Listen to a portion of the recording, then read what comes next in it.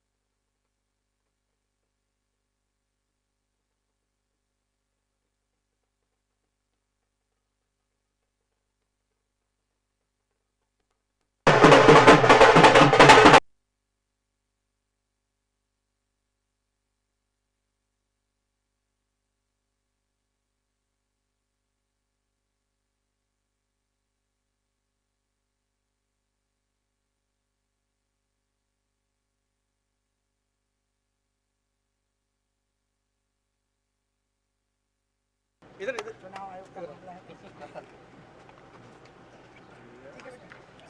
Photo ले लेना किसी से, कोई जन दे देना इनको। हाँ दीदी एक अलग तस्वीर देख, एक मिनट साइड हो जाएगी, कोई दिक्कत नहीं है। घर के लोग ठीक है।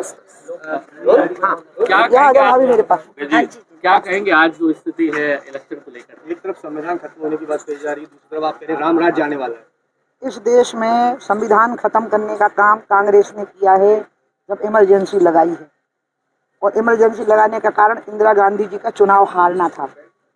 हिंदू सिख दंगे हुए हैं, वो संविधान को खत्म करने का मसला था। भारत और पाकिस्तान का विभाजन हुआ है, इसलिए ये देश संविधान से चल रहा है। बाबा साहब अम्बेडकर के बनाए हुए संविधान से चल रहा है। संविधान संकट में नहीं है, कांग्रेस का भाग्य संकट में है। वो सितारा डूब रहा है, अब वो अपने आप को देश समझने लगे हैं। दिक्कत यहाँ होगी कि सोनिया और राहुल खुद को संविधान समझ रहे हैं और सोनिया और राहुल खुद को देश समझ रहे हैं, तो वो डूबते जा रहे हैं। वो उन्हें लग रहा है दुनिया डूब रही है, वो डूब रहे हैं। ओबीसी की राजनीति कर रहे हैं राहुल जी, लगातार ये बात को कह रहे हैं कि ओबीसी को लेकर ही पूरी राजनीति उनका दृष्टिकोण। जब मैंने देवगौड़ा जी के समय पर ओबीसी के आरक्षण का मसला उठाया था, महिला आरक्षण में ओबीसी का आरक्षण, तो कांग्रेस ने मेरा साथ नहीं दिया था। कांग्रेस और बीजेपी एक हो गए थे और उनने तय किया था कि महिला आरक्षण को ज्यों का त्यों पास करो, और वही काम मोदी जी ने किया। अब कांग्रेस ने अपना स्टैंड बदला है, क्योंकि पिछड़ों में उनका जनाधार मोदी जी ने खत्म कर दिया। आज देश की सारी जातियां, अगड़ी पिछड़ी, हिंदू मुस्लिम सिख ईसाई, सब मोदी जी की तरफ हो गए हैं, इसलिए अब वो ये बात कह रहे हैं। पहली बार आप प्रचार प्रसार करने के लिए पहुंची अपने भतीजे के यहाँ से? मेरा भतीजे में तो मेरे प्राण बचते हैं, और ना मैं भूलूंगी ना बीजेपी भूलेगी कि जब जब हम कांग्रेस से पराजित हुए हैं तो वापस हमें सत्ता में लाने का काम सिंधिया परिवार ने ही किया है। एक बार अम्मा ने किया था, जब उनने कांग्रेस की सरकार गिरा करके जनसंघ की सरकार बनवा दी थी, और वही काम फिर ज्योतिरादित्य ने किया जब कांग्रेस की सरकार गिरा करके बीजेपी की सरकार बनवा दी। इसलिए वो तो सिंधिया वंश का एक ऐसा चिराग है जो हमारे घर में आके उजाला हुआ है, और मैं तो उनके साथ, मतलब आप समझ लीजिए कि वो मुझे सबसे प्राण प्रिय भतीजा है मेरा। भोपाल में एक जो घटना हुई है, अब वो चुनाव जीतेंगे, वो बहुत सरल और विनम्र हैं। उनको लोग कहते हैं वो महाराज करने, बिल्कुल नहीं। अब मैंने लोगों को कहा आप भाई कह के देखो, आप बेटा कह के देखो, वैसे ही जवाब देंगे आपको। वो सरल, विनम्र, संस्कारी नौजवान है, उसको कोई आकांक्षा नहीं है, कोई महत्वाकांक्षा नहीं है। कांग्रेस एक बड़ा आरोप लगा रही है कि प्रदेश के अंदर कानून व्यवस्था ठप हो चुकी है। लगातार बच्चों के साथ यौन शोषण के मामले सामने लेकर कर आया, चाहे भोपाल की हो चाहे उज्जैन के दंडी आश्रम की स्थिति हो। ये सब बहुत चिंता का विषय है। सरकार तुरंत कार्रवाई करती है, और हम किसी भी अपराधी को बचाने की चेष्टा नहीं करते। जबकि जब कांग्रेस शासित राज्यों में ऐसी घटना होती है तो कांग्रेस के नेता एक लफ्ज नहीं बोलते और उनको बचाने की कोशिश करते हैं। लेकिन यहाँ पर उल्टा होता है। एक पुलिस वाला कह दे कि कभी अपराधी को पकड़े जाते समय किसी हमारे एमएलए या एमपी का फोन गया हो या बीजेपी के नेता का, नहीं, हम ऐसी घटनाओं की निंदा करते हैं और तुरंत कार्रवाई हो। हमने शिवराज जी के समय पर फास्ट ट्रैक कोर्ट बनाया है कि इस प्रकार के अपराधियों को तुरंत सजा मिलनी चाहिए। शिवराज जी का भारत में एक अनूठा प्रयास था फास्ट ट्रैक कोर्ट बनाने का ऐसे अपराधियों के लिए।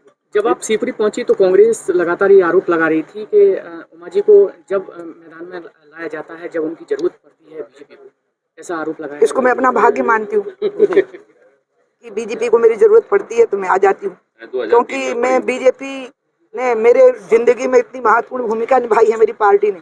और आपको मोदी जी के बारे में नहीं पता है, जब मुझे बीजेपी में लाने की कोशिश हुई सारे विरोधों को दरकिनार करके मुझे पार्टी में लाने का जो संबल प्रदान किया नितिन गडकरी जी को, वो मोदी जी ने ही किया था। कि मोदी जी ने कहा था कि लेके आओ उमा को, आप चिंता मत करो। इसलिए नितिन गडकरी का साथ उस समय पे कोई खड़े हो गए थे मुझे बीजेपी में वापस लाने के लिए, तो वो मोदी जी थे। इसलिए मेरी वजह से मोदी जी के 2 वोट भी बढ़ गए और सिंधिया जी के 4 वोट भी बढ़ गए, तो मैं अपना भाग्य समझूं। आप सनातन संस्कृति की ध्वजा लेकर आगे बढ़ रही हैं। दमोह कलेक्टर का एक बयान सामने आया है, उन्होंने अपील करी है कि जो सरकारी कर्मचारी हैं वो जीन्स टी शर्ट को त्याग दें। मैं कलेक्टरों की बातों का जवाब नहीं दे सकती, चीफ सेक्रेटरी को, अपने चीफ सेक्रेटरी को जवाब देना होगा और चीफ मिनिस्टर को जवाब देना होगा, मैं नहीं दे सकती। राहुल गांधी के बाद आज प्रियंका गांधी का दौरा है मुरैना, प्रियंका गांधी आ रही हैं, तो उनको तो आना चाहिए ना, विपक्ष के लोग हैं तो वो तो आएंगे ना, सभाओं में भाषण करेंगे। सवाल है कि लोग उनको वोट देंगे कि नहीं। लोग वोट नहीं देंगे, आएंगे तो जरूर वो, उनको आना भी चाहिए। अभी नहीं आएंगे तो कब आएंगे? 5 साल तो आराम करते हैं, अब तो झलक दिखाएं। तो राहुल आवे, प्रियंका आवे, सोनिया जी आवे, कोई भी आवे, इससे लोगों को कोई फर्क नहीं पड़ने वाला है ना, वोट तो बीजेपी को ही मिल रहा है। प्रियंका गांधी जी बार बार कह रही हैं कि उनकी मां का मंगलसूत्र जो है भारत की स्वतंत्रता के लिए, भारत की सुरक्षा के लिए चला गया था। कारगिल में इतने जवान शहीद हुए हैं, राजीव गांधी जी की शहादत को हम भूल नहीं सकते, इंदिरा जी की शहादत को भी हम नहीं भूल सकते, लेकिन राजीव और इंदिरा गांधी की शहादत पर प्रियंका और राहुल राजनीति करे, बहुत शर्मनाक है। वो पूरे देश के लिए शहीद थे, हम सारे देश के लोग इस बात के लिए दुखी थे, इंदिरा जी की शहादत पर भी और राजीव जी की शहादत पर भी।